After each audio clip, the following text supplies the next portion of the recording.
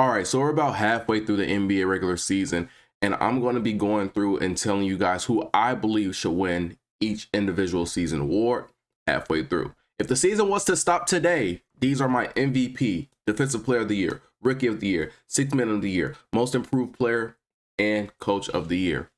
Let's talk about it. All right, let's start off with the MVP first, obviously.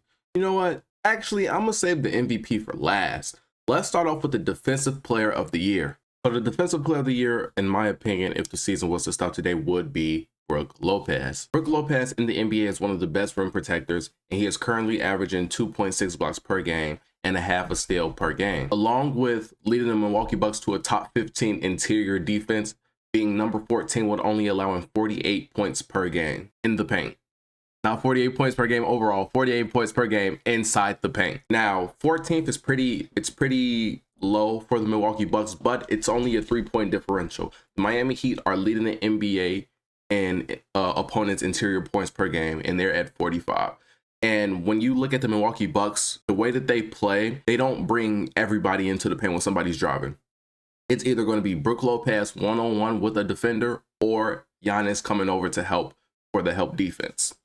Unlike other teams who generally collapse the paint because they don't have that top defender in the top center in the paint to protect them.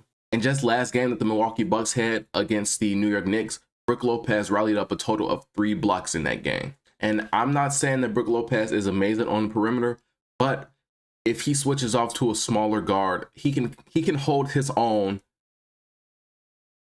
about 15 to 20% of the time, which is a lot better than a lot of these big men in the NBA, because usually from past Defensive Player of the Years, if you get a big man to switch on you, like i.e. like Rudy Gobert, if a big man will switch onto a smaller guard and Rudy Gobert was that big man, and say Cameron Payne, I'm not even going to put it as like a upper echelons of a point guard. Say if it's a Rudy Gobert Cameron Payne switch, Cameron Payne is beating Rudy Gobert 7 out of 10 times.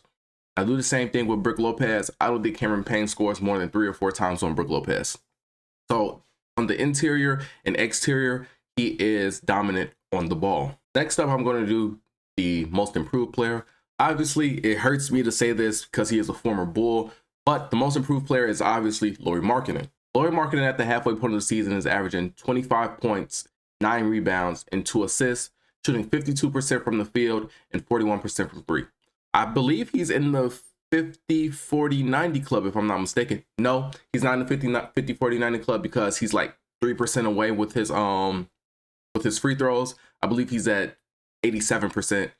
So yeah, but that's the thing. A lot of people talk about Lauri Markkanen and they're like, of course he's going to average 20 plus points per game. He's the only person on the team. Who else is going to score on the Utah Jazz? I feel that, yes, he's going to get more. He's going to get most of the touches, but he's only getting those touches because he's playing so well. If he was averaging 24 points per game but only shooting 30%, 40%, then yes, I would understand that. But he's scoring this 25 points at an efficient rate. 52% from the field and 41 from 3. Those are both above league average percentages. So I feel like people are trying to well, I'm not going to say people. It's really a select few. But a select few of people are really trying to discredit Lauri Markkanen and what he is doing this season from what he did last season, or even from what he did overall in his career. Because his career stats, 16 points, 7 rebounds, 1 assist on 45% from the field and 37% from 3. Like, you would thought those splits were the splits that I'm talking about now, the way that people are talking about Lauri Markkanen. But no, he is so much more efficient than he was in these last couple of seasons. And that's why I believe he's deserving of the Most Improved Player award. All right, now for Coach of the Year, I was kind of split, okay? I was kind of split between Brooklyn Nets head coach Jacques Vaughn. I don't know if I'm saying that name properly, but I know it's Jacques something. I don't know if it's between him or Boston Celtics head coach Joe Mazzulla. English is hard sometimes. Now, the reason it's such a toss-up is because both of these teams were kind of like thrown into the deep end. The whole thing with Ime Udoka in the Boston Celtics threw Joe into the mix, and the Boston Celtics have one of the best records in the NBA.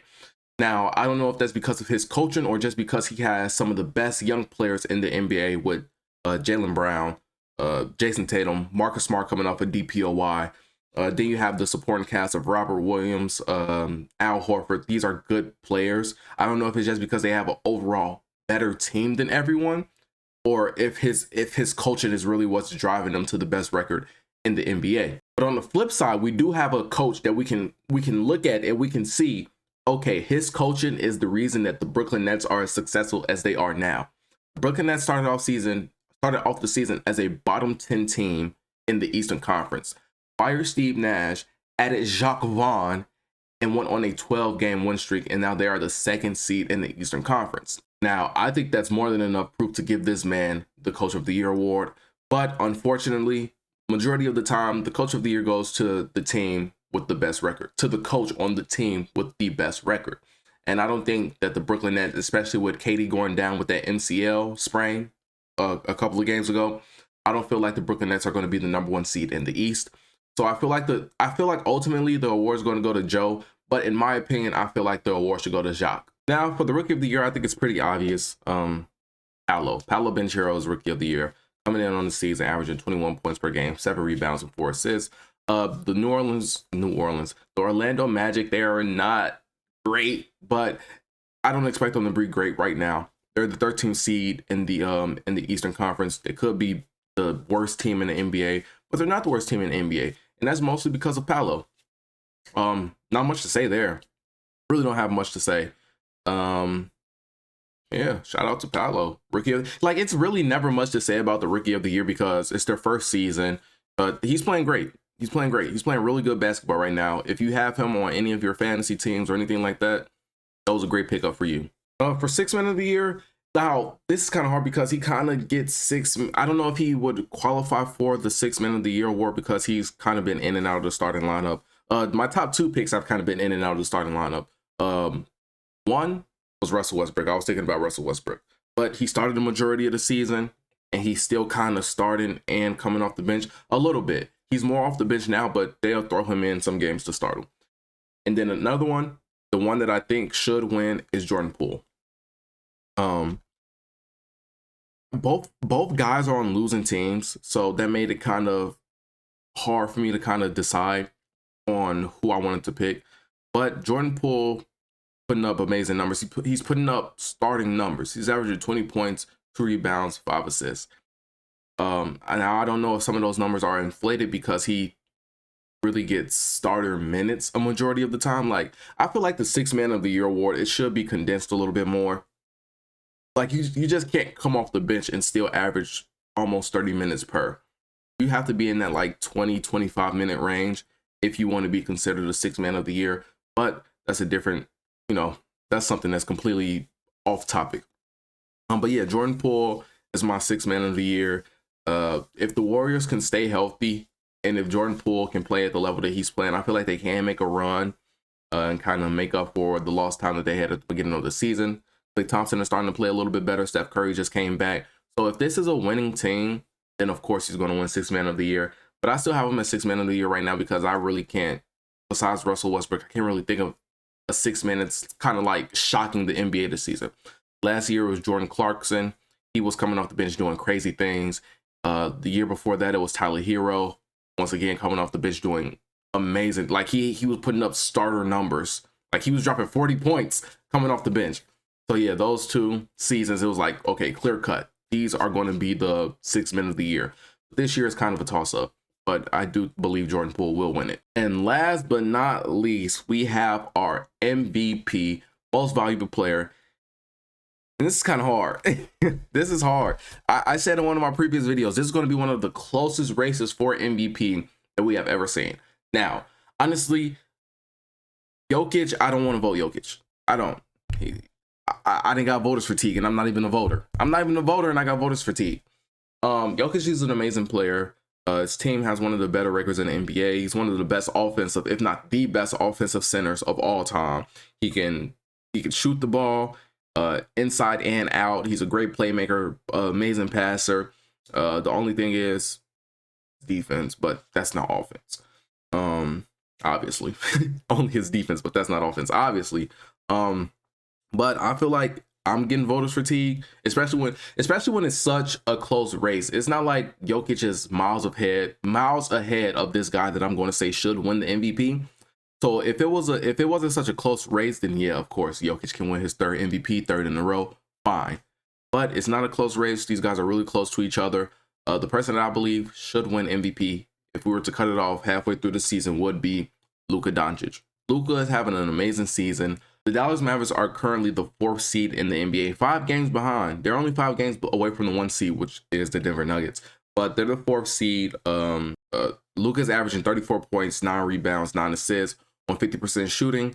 And then honestly, the main reason I would rather have Luka Doncic over Nikola Jokic for the MVP is that 60, 20, and 10 triple-double game.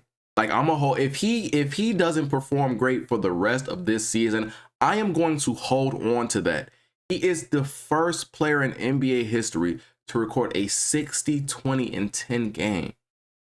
We saw history while he's still putting up amazing numbers on a day-to-day basis. I don't know, something about that triple-double just gave me moist. I have no idea. But you know, the way that he's playing, the way the team is playing, he's the leader on the team. Like the Denver Nuggets, obviously they're going to be the 1 seed. They have an amazing team around them. Now the Dallas Mavericks, I feel like if the Dallas Mavericks didn't have Luka Doncic, it would be a bottom team in the NBA. Probably, yeah, bottom team in the NBA totally. Not even bottom team in the East. I feel like they would be one of the worst teams in the NBA without Luka Doncic. But I feel like if you take Jokic off of that team, I feel like they're still going to be at least a playing team. You know, you have Jamal Murray, you have Michael Porter Jr., you have guys you have Aaron Gordon. Like, they have good players on that team, but they have one of the best big men to ever step on the court on their team as well. So I'm giving it to Luka. I think he deserves it. He's having an amazing season, a historical season, and we're only halfway through the year. So those are my picks for the mid-season awards. I hope you guys did enjoy. If you did, feel free to hit that like button, comment, subscribe, and share. I'll see all of you in the next video. Peace out.